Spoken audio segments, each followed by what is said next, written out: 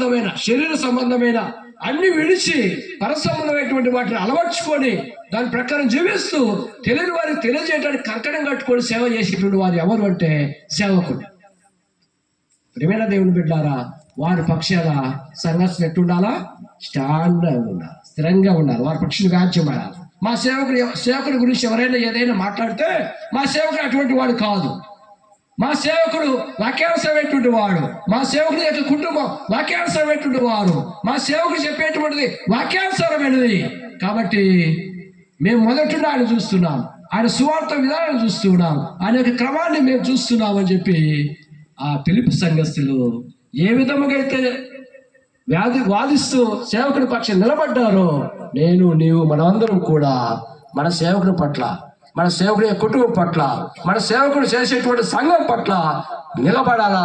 స్టాండర్డ్గా స్ట్రాంగ్గా బలంగా ఉండేవారుగా ఉండాలని ప్రభుపక్షం కోరుతున్నాను. కాబట్టి మొదటిది ఫిలిప్పీ సంఘస్థులు కలిగి ఉన్న లక్షణము సువార్త విషయంలో పాలుభాగస్తులైన వారు. రెండవది వాదించుడు యందు, ఒక మాట చెప్పండి, సేవకుడు యందు సేవకుడి తరపున నిలబడినటువంటి వారు, సువార్త పక్షాన పాలుభాగస్తులైనటువంటి వారు. నేను ఇంకా అన్ని వివరంగా దాని కిందనే ఉన్నాయి. ఇంకా ఒకదాని మాట ఒకటి నేను అన్ని మాట్లాడలేదు. 20 చూడండి, 20 వచ్చిన నేను త్వరగా ముగిస్తాను.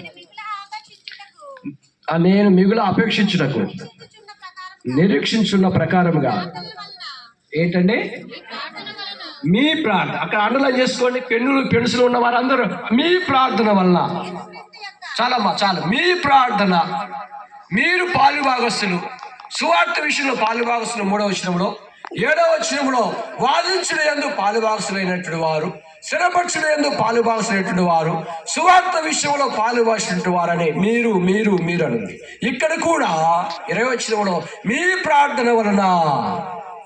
ఫిలిప్పీ సంఘస్థులు ప్రార్థన పరులండి.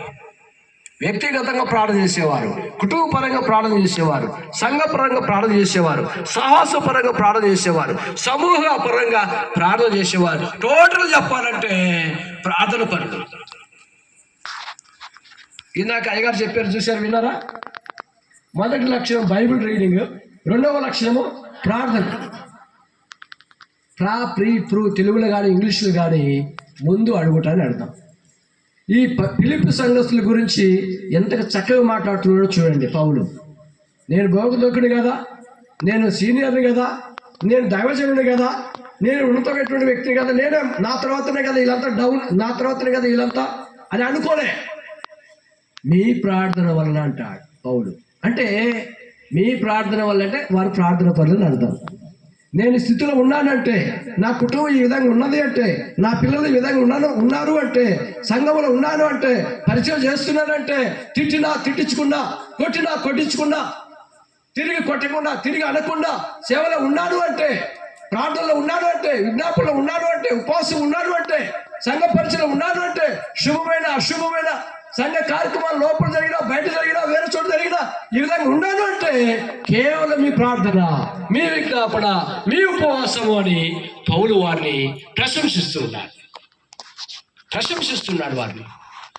వారిని ఎంతగానో ప్రోత్సాహపరుస్తున్నాడు. వారిలో ఉన్న గుణగణాలు ఎత్తు చూపుతూ ఉన్నాడు. వారిలో ఉన్న మంచి గుణగణాలు వారికి తెలియజేస్తూ ఉన్నాడు. కనుక ప్రియమైన వారులారా, సంఘస్థులు, పిల్లలు కావచ్చు, యవనస్తులు కావచ్చు, పెద్దలు కావచ్చు, స్త్రీలు కావచ్చు, డీకన్స్ కావచ్చు, ఎల్డర్స్ కావచ్చు, గాస్పెల్ వర్కర్స్ కావచ్చు, సంఘ సభ్యులందరూ సేవకుని గురించి ఏం చేయాలా? వారి కుటుంబం గురించి ఏం చేయాలా?